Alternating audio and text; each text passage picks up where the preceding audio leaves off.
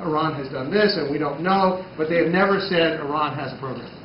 The NSC, the CIA, and the other top American intelligence agencies issued a national intelligence estimate at the end of '07 that said Iran does not have a nuclear weapons program.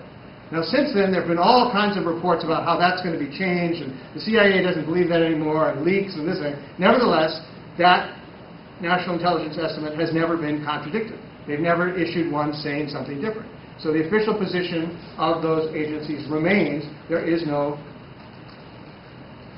atomic weapons program in Iran. They are enriching uranium. Maybe someday in the future they might want to have a bomb, but there is no program today. And so part of the hype to get us very, very scared about Iran is, well, my God, they're just months away from making a bomb, and once they have the capability to enrich uranium, well then it's only a matter of time before they wipe out Israel. That's the argument.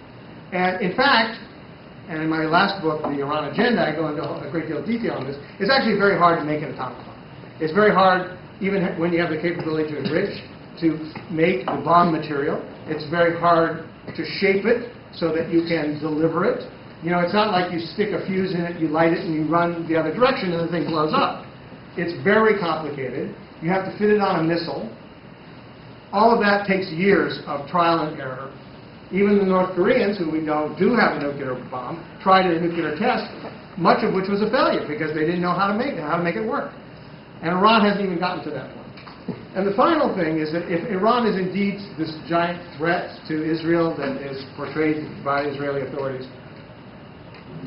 you know, Iran has planes, it has conventional missiles, it has a very large conventional army. It could attack Israel anytime it wants with conventional weapons and cause a lot of damage. So if Iran was really trying to wipe Israel off the map and kill all the Jews and all of the various other things that you've heard, why haven't they attacked Israel with conventional weapons?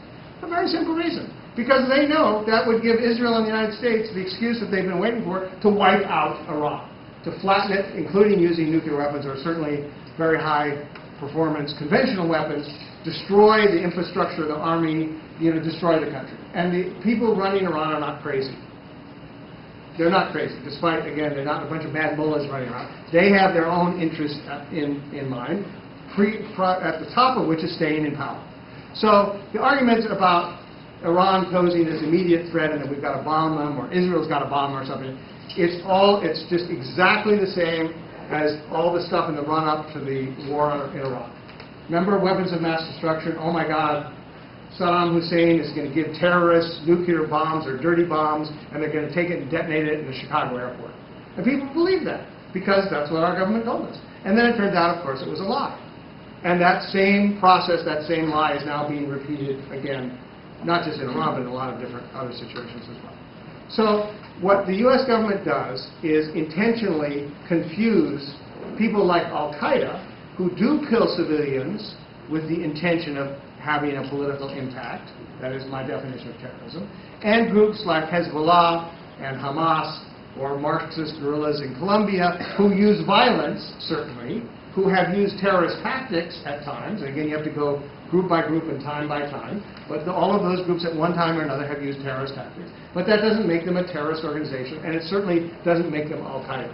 Al-Qaeda, or groups, a very, very small number of groups like it, have a very small amount of support, are relatively isolated, and if anything, U.S. actions over the last 9 or 10 years have helped, to some extent, build support and help recruit for these guys, because instead of arresting and detaining and trying the people responsible for 9/11 or their conspirators, the United States invaded and occupied an entire country. Has now turned Afghanistan against, into an example of so-called, foreign powers imposing its will on the Muslim world. That's how the al-Qaeda describes it. We've extended the war now to Pakistan. According to Woodward's latest book, there's 3,000 Afghan troops trained by the United States who regularly invade or go across the border into Pakistan and come back again in order to go after targets there. We know 250 U.S. troops are permanently stationed in Pakistan in plain clothes, but nevertheless stationed there. And we know that the U.S. regularly fires drone attacks in Pakistan. So instead of